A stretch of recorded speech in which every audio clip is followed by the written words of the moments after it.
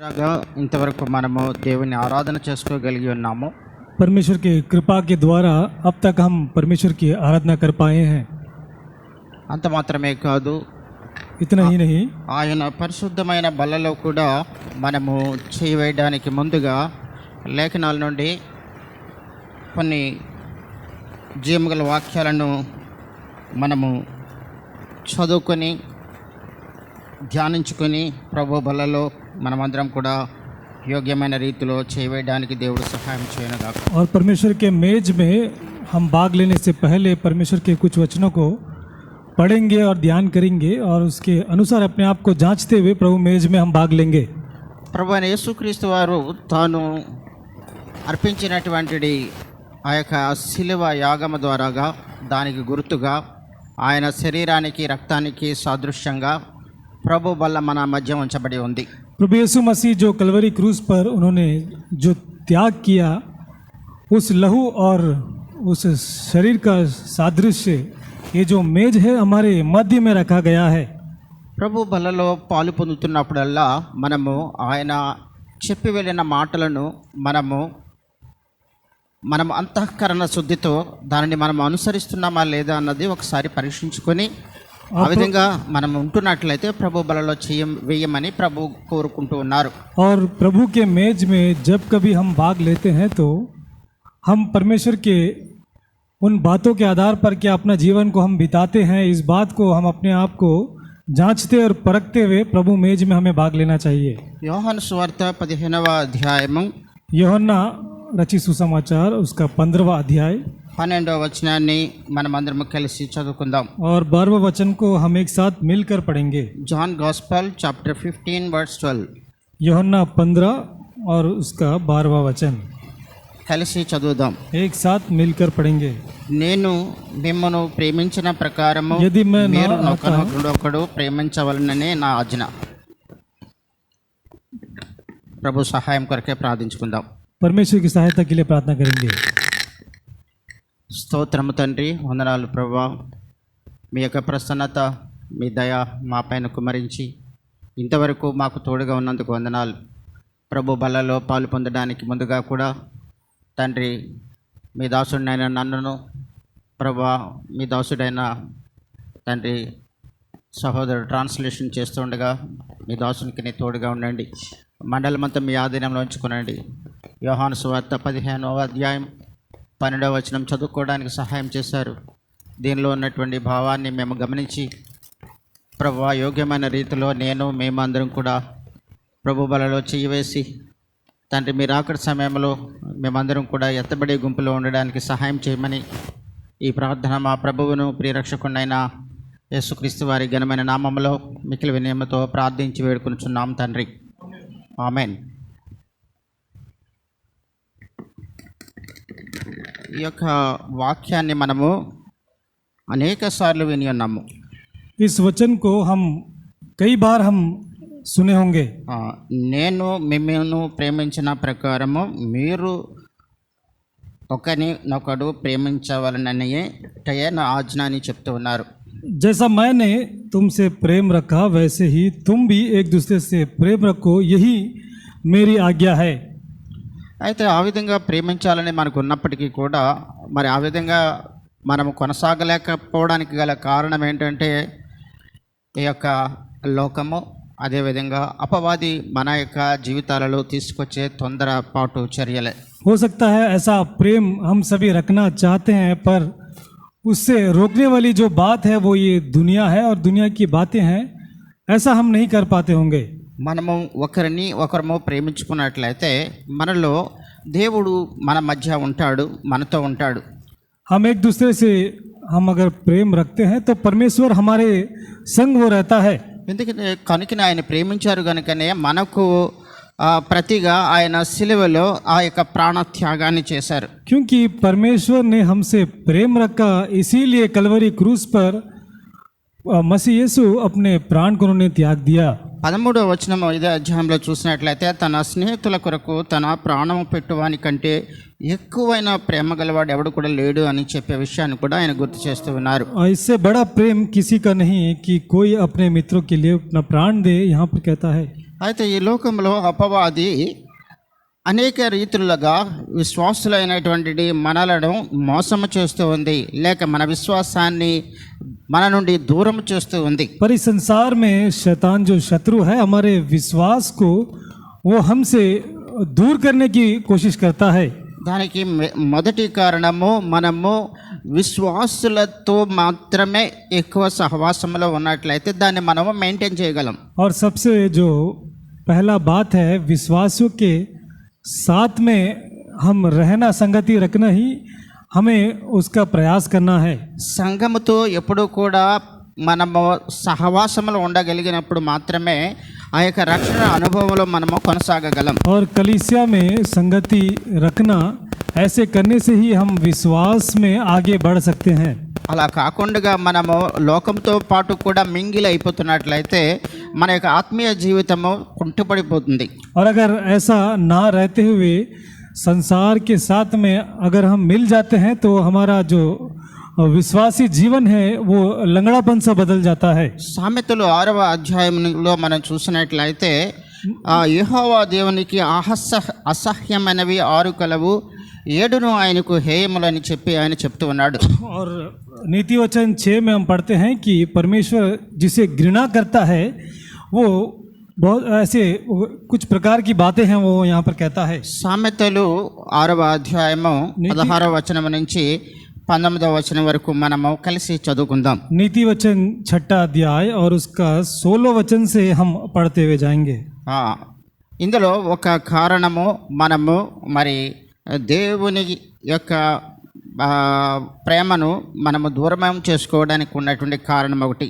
देखिए पढ़ने का कारण ये है कि परमेश्वर का जो प्रेम है वो हमसे कैसे वो दूर हो जाता है। 16వ వచనం నుంచి 19వ వచనం వరకు కలిసి చదువుదాం. 16 से 19 तक हम एक साथ मिलकर पढ़ेंगे। యెహోవాకు 6 वस्तुओं से यहोवा भय रखता है, वरन 7 है जिनसे उसको घृणा है, అహంకార अर्थात घमंड से छड़ी आंखें, झूठ बोलने वाली जीभ, निर्दोष का लहू बहाने वाला हाथ, దుర్వాచనలు अनर्थ कल्पना गढ़ने वाला मन, बुराई करने को త్వరపడి పరిగెత్తు పాదములను, झूठ बोलने वाला లేని వాటిని साक्षी పలుకు और అబద్ధ भाइयों के बीच సాక్షి, में झगड़ा उत्पन्न అన్నదమ్ములలో జగడములు పుట్టించేవాడును. ఇవన్నీ కూడా మనం చదువుకున్నటువంటి ఈ మాటలన్నీ కూడా మనము దేవునితో ఉన్నటువంటి ఐక్యతను కుంటుపరుస్తుంది. देखिए सभी जो बातें हमने पढ़ा है ये परमेश्वर के साथ में क्या हम संगति में रहते हैं इस बात को वो दर्शाता है। ఇవన్నీ కూడా మరి దేవుడికి ఏమని చెప్పబడుతుంది, అసహ్యమైనవి అని చెప్పి రాయబడింది. देखिए सभी बातें यहाँ पर कैसा बताया गया है कि परमेश्वर यहोवा इन सभी बातों से बैर रखता है। అసహ్యమైనవి ఇష్టము కానివి అని కూడా చెప్పలేదు ఆయన. देखिए वो कहता है कि बैर रखना या फिर वो घृणा करता है, यहाँ पर वो पसंद करता है नहीं कहता है। కాబట్టి అసహ్యమైన మెయిన్ విషయం ఏంటంటే మనము గమనించినట్లయితే ఇక్కడ ఈ లోకంలో చాలా ఎక్కువగా స్ప్రెడ్ అవుతున్నటువంటిది కొండెములు. ऐसे बैर रखने का एक इस संसार में जो मुख्य कारण है, కొండెములు అంటే పుకారులు, లేని దాన్ని ఉన్నట్టుగా సృష్టించి స్ప్రెడ్ అవుట్ చేయడం. కొండెములు मतलब जो नहीं है उसको बेकार रूप से उसको पैदा करके या फिर बनाकर दिखाना। గ్యాసిపింగ్ అని చెప్పి మనం చూసినట్లయితే ఇవన్నీ కూడా పుకారులు అంటే లేని దాన్ని సృష్టించి దాన్ని స్ప్రెడ్ చేయడం. और ऐसी बातें जो है ही नहीं उसको बना के सृष्टि करके उसको सबों के सामने में दिखाना। అవి చాలా ఒక ఆత్మ నశించిపోవడానికి, దేవుని మందిరానికి దూరమైపోవడానికి గల కారణాలు కూడా ఉంటాయి. देखिए ऐसी बातें जो एक आत्मा जो बचाया जाता है वो परमेश्वर से दूर ले जाने का कारण और नाश हो जाने का कारण वो बनता है। గ్యాస్ అనేది చాలా డేంజర్ అయినది. इसलिए ऐसी जो बातें हैं वो बहुत ही वो भयानक होता है। చాలా ప్రమాదకరమైనది. కొండెములు అన్నది చాలా ప్రమాదకరమైనవి और बहुत ही वो हानिकारक वो कहलाता है। ఎందుకంటే మనం చూసినట్లయితే ప్రస్తుత కాలంలో జరుగుతున్నటువంటి ఒక దేశము కొలంబియాలో ఉన్నటువంటి మనము గొబెటి అనే ప్రాంతంలో అక్కడ జరగనటువంటి కార్యాన్ని జరిగినట్లుగా అక్కడ మరి కొండములు చెప్పడం ద్వారా అక్కడ ఆ ప్రభుత్వము విచారణ కూడా చేయకుండా ఉరి శిక్ష విధించడమైంది ఒక వ్యక్తికి. देखिए इन दिनों में भी कोलंबिया का एक प्रांत में जो बात है ही नहीं ऐसी बात को वहाँ पर बनाकर दिखाकर एक व्यक्ति को फांसी का सज़ा भी दिलाया गया. అదే రీతిగా బైబిల్లో కూడా మనం చూసినట్లయితే उसी प्रकार बाइबल में भी हम देखते हैं మరి యోసేపుని మరియా వాళ్ళ విషయంలో కూడా ఆనాటి ప్రజలు ఈ విధంగా కొండములు చెప్పుకుంటూ తిరిగారు. यूसुफ के जीवन में भी उन दिनों में ऐसे ही जो नहीं वाली बातें को बनाकर उन्होंने दिखाया. అదేవిధంగా మోసే యొక్క జీవితంలో కూడా చూసినట్లయితే తన చెల్లెలు ఈ విధంగా నేను ఈ గురించి ఈ విధంగా అంటుంది ఈ విధంగా అంటుందని వారి మధ్య ఒక మరి అపోహలను తీసుకొచ్చినటువంటి కాలం కూడా జరిగింది. और मूसा के दिनों में भी बहन जो है ऐसे हुआ वैसे हुआ ऐसे दिखा करके ऐसे झूठी बातें जो है वहाँ पर गढ़ा गया. ప్రభు అయిన యేసు క్రీస్తు వారిని కూడా వదలకుండగా ఆనాటి కాలం వెళ్ళింది. और प्रभु यीशु मसीह के दिन में भी उनको भी नहीं छोड़े ऐसा भी दिन था. ఆయన ఆలయాన్ని పడగొట్టి 3 దినాలలో లేపుతారంటున్నాడని చెప్పి అక్కడ వారు వేరే విధంగా ఊహించుకుని వేరే విధంగా కంప్లైంట్లు కూడా చేయడం జరుగుతూ వచ్చింది. वो कहता है कि आराधनालय को तोड़कर तीसरे दिन में फिर दोबारा से खड़ा करेगा. ऐसे कुछ और बातों को सोचकर ऐसे झूठी बातों को वे गढ़े थे. కాబట్టి ఆత్మీయత ఎప్పుడైతే లోపిస్తుందో మనలో, इसलिए जब आत्मीयता जब हम में वो जब घटते जाता है तो ఈ యొక్క ప్రపంచము మనలో ప్రవేశిస్తుంది. तब ही ये जो संसार है वो हम में प्रवेश करता है. ఆ నాలుక దానికి ఉపయోగపడుతుంది. और जीप जो है वो उसका उपयोग में आता है. కాబట్టి ఇక్కడ నిర్గమ కాండంలో కూడా దేవుడు ఒక మాట చెప్తున్నాడు ఇశ్రాయేలు ప్రజలకు. इसलिए निर्गमन में भी इजरायली प्रजा के विषय में परमेश्वर एक बात को कहता है. నిర్గమ కాండము निर्गमन का किताब 23వ అధ్యాయము 23वां अध्याय. నిర్గమ కాండము 23వ అధ్యాయము निर्गमन 23वां अध्याय.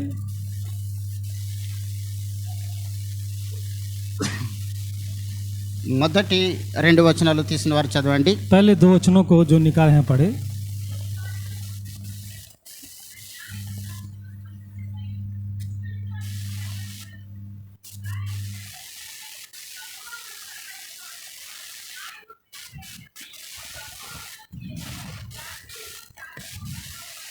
కాబట్టి ఇక్కడ ఇజ్రాయేలు ప్రజలకు మరి దేవాది దేవుడు ఇస్తున్నటువంటి ఒక ఆజ్ఞ ఏమని ఉంది? इसलिए यहाँ पर इजरायली प्रजा को परमेश्वर जो आज्ञा देता है वो यहाँ पर क्या है? లేని వార్తను పుట్టింపకూడదు, झूठी बातों को ना फैलाना, అన్యాయపు సాక్ష్యమును పలుకుటకై దుష్టునితో నీవు కలియకూడదు, और अन्यायी साक्षी होकर दुष्ट का साथ ना देना, దుష్కార్యములు జరిగించుటకై సమూహమును వెంబడింపవద్దు, और बुराई के लिए बहुतों के पीछे तू हो ना लेना, న్యాయమును త్రిప్పివేయుటకు సమూహము చేరి వాద్యముతో సాక్ష్యము పలుకకూడదు, और ना उनके पीछे फिर के मुकदमे में न्याय बिगाड़ने को साक्षी देना, వాద్యమాడువాడు బీదవాడైనను వాని ఎడల పక్షపాతము ఉండకూడదు. और कंगाल के मुकदमे में उसका भी पक्ष ना करना.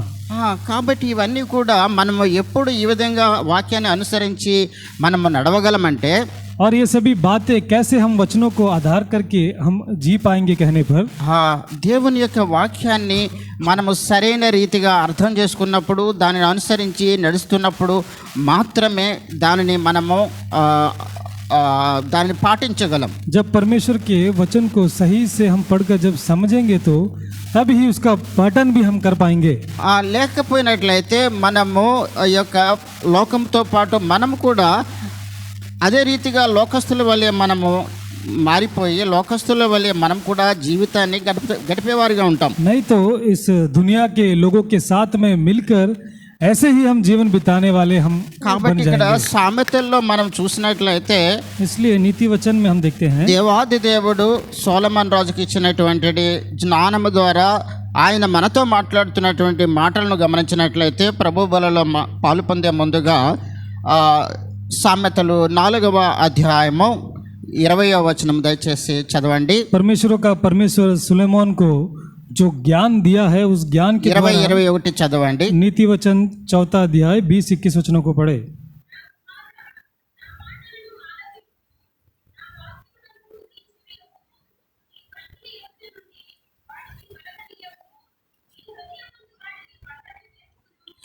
కాబట్టి దేవుడు మనతో చాలా చక్కగా మాట్లాడుతూ ఉన్నారు. इसलिए परमेश्वर हम सबों से बहुत ही अच्छी तरह से वो నా बातें करते हैं. కుమారుడా నా మాటలను ఆలకింపము, నా వాక్యమునకు నీ చెవియొగ్గము, నీ కనుల ఎదుట నుండి వాటిని తొలగిపోనీయకము, నీ హృదయమునందు వాటిని భద్రము చేసుకొనము.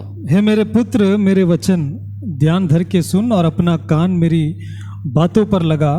इनको अपनी आंखों की ओट ना होने दे, वरन अपने मन में धारण कर.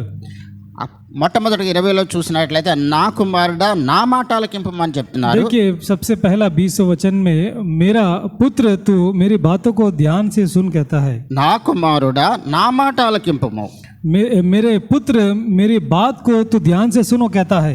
నా వాక్యమునకు నీ చెవియొగ్గము, और मेरे बातों की ओर तू अपना कान को लगाओ कहता है.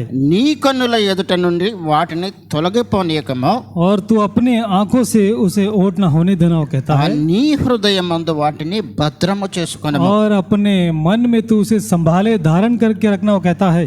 కనుక ఆ విధంగా ఉన్నప్పుడు इसलिए ऐसे जब रहते हैं तो ఎలా ఉంటుంది? तब क्या होगा?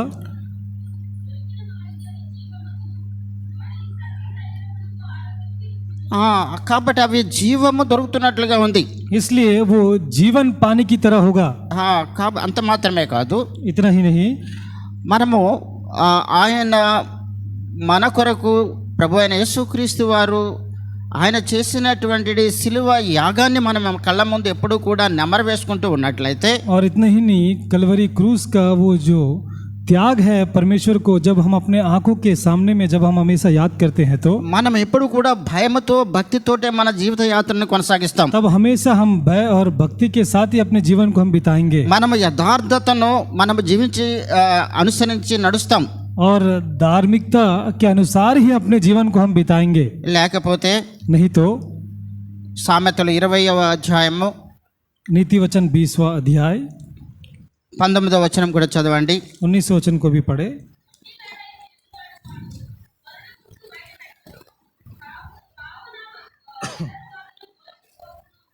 కాబట్టి సామెతలు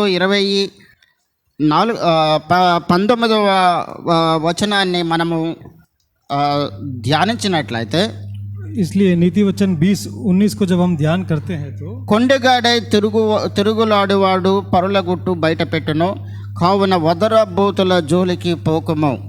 जो लुतराई करता फिरता है वो भेद प्रकट करता है, इसलिए बकवादी से मेल जोल ना रखना. కాబట్టి ఇక్కడ కొండెములాడేవారు మరి ఈ రోజుల్లో చూడాలంటే ఆ పాత రోజుల్లో చూసినట్లయితే వారు ఇంటింటికి వెళ్ళి వాళ్ళు ఈ యొక్క కొండములు చెప్పుకుంటూ తిరిగేవారు. इसलिए ऐसे जो झूठ फैलाने वाले या फिर बकवास की बातें बोलने वाले और पुराने दिनों में हम देखते हैं कि घर घर जाकर ऐसे झूठ को फैलाते थे. ఈ రోజున అది అవసరం లేదు.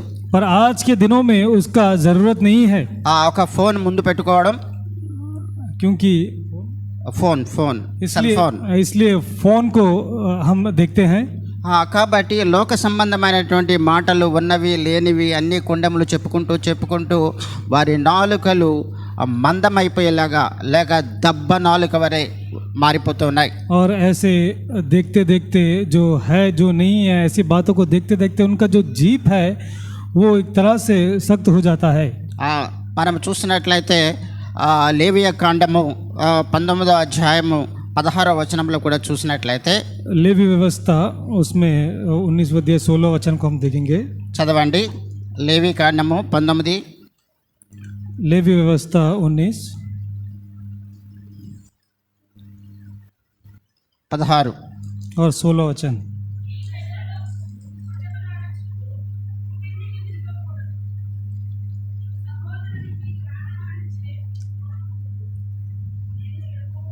ఇవన్నీ కూడా మరి న్యాయ తీర్పులో మన ముందుకు వచ్చి నిలబడతాయి. क्योंकि ये सभी जो बातें हैं वो न्याय के दिन में हमारे सामने में आकर खड़ा होगा. కాబట్టి లేనివి ఉన్నట్టుగా అదేవిధంగా దానిని అనేక మందికి ప్రోపగాండా చేసేటువంటి జీవిత విధానము మన ఆత్మ నశించిపోయే పరిస్థితిగా ఉంటుంది. इसलिए అనేక మంది ఆత్మీయ జీవితాన్ని కూడా ఆర్పివేయడానికి అది దోహదపడుతూ ఉంది.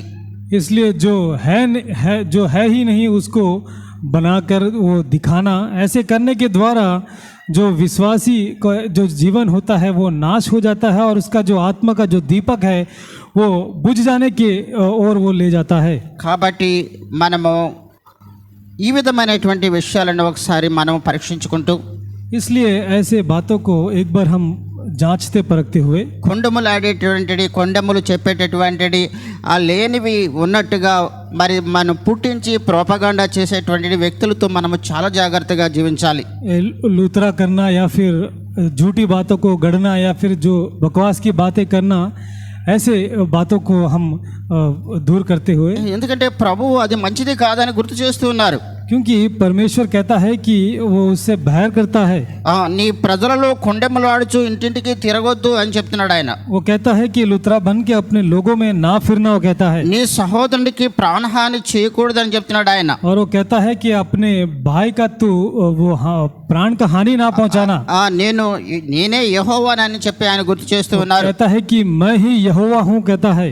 కనుక ప్రభు బలలో పాలు పొందేటువంటిది మనము. इसलिए प्रभु मेज में भाग लेने वाले हम सभी. సామెతలు 6వ అధ్యాయము 16వ వచనం నుండి 19వ వచనం వరకు మనము చూసిన రీతిగా जैसे नीति वचन में हमने पढ़ा 6 में, और उन वचनों के अनुसार ఆయన చాలా స్పష్టంగా గుర్తు చేశారు. देखिए 16 से 19 में बहुत ही स्पष्ट रूप से परमेश्वर उन्होंने कहा है. కాబట్టి మనము లేని వాటిని పుట్టించి మాట్లాడడము, అబద్ధ సాక్ష్యము చెప్పడము, అదేవిధంగా ఆలోచనలు యోచించేటువంటి హృదయముతో, అదేవిధంగా 17వ వచనంలో చెప్పుచున్న రీతిగా మరి కలలాడు నాలుక, ఇవన్నీ కూడా మన ఆత్మీయ జీవితానికి హాని కలిగించేవి. इसलिए जो बातें हैं नहीं उसका सृष्टि करना, और घमंड से चढ़ी हुई आंखें, झूठ बोलने वाला जीभ, और निर्दोष का लहू बहाने वाला हाथ, अनर्थ कल्पना गढ़ने वाला मन, ఇటువంటి కార్యాలు మనలో ఉన్నట్లయితే విడిచిపెట్టి దేవుని దగ్గర క్షమాపణ అడిగి యోగ్యమైన రీతిలో ప్రభు బలలో చేయి వేసినట్లయితే అది మనకు ఆశీర్వాదం. और ऐसी ऐसी अनर्थ झूठी बात अगर हम में है तो अपने आप को हम जांचते परखते हुए प्रभु मेज में हम अपने हाथों को डालेंगे. కాబట్టి ఆయన చెప్పారు 15వ యోహాను సువార్త 15వ అధ్యాయంలో మనం చదివిన రీతిగా నేను మిమ్మను ప్రేమించిన ప్రకారము మీరును ఒకరినొకడు ప్రేమించాలి, అదే నా ఆజ్ఞ అని చెప్పారు. जैसे यूहन्ना 15:12 में हमने पढ़ा कि जैसे मैंने तुमसे प्रेम रखा वैसे ही तुम भी एक दूसरे से प्रेम रखो, वैसे ही हम परमेश्वर की आज्ञा के अनुसार चलने में हम कोशिश करेंगे. అలా ఒకరినొకరు మనం ప్రేమించుకుంటున్నట్లయితే, ऐसे एक दूसरे से अगर हम प्रेम रखते हैं तो ఇటువంటి కొండెములు చెప్పి తిరిగేటువంటి అలవాటు ఎవరిలో కూడా రాదు. ऐसे झूठी बातें गढ़ने का ऐसा आदत हम में से किसी में भी नहीं आएगा. లేని కార్యాలు పుట్టించి స్ప్రెడ్ అవుట్ చేసేటువంటి గుణాలు మనలో రాకుండా పోతుంది. क्योंकि जो बातें हैं ही नहीं, ऐसे बातों को फैलाने का जो काम है वो हम में नहीं होगा. కాబట్టి మనము ఒకసారి చెక్ చేసుకుని ప్రభు బల్లలో మనము యోగ్యమైన రీతిలో పాలు పొందడానికి దేవుడు మనకు సహాయం చేయనుగాక. इसलिए एक बार अपने आप को हम जांचते परखते हुए प्रभु मेज में हम भाग लेने में परमेश्वर हमारी सहायता करे. ప్రభు బలలో పాలు పొందడానికి వీలుగా మనం అందరం కూడా మోకాళ్ళలో ఉందాం, కళ్ళు మూసుకుని ఉందాం. బ్రదర్ లాజర్ వచ్చి ప్రభు బలను పంచి పెడతారు. అదేవిధంగా మరి బోయాజ్ బ్రదర్ యొక్క బల్ల కొరకు ఆఖరిలో ప్రార్థన చేస్తారు.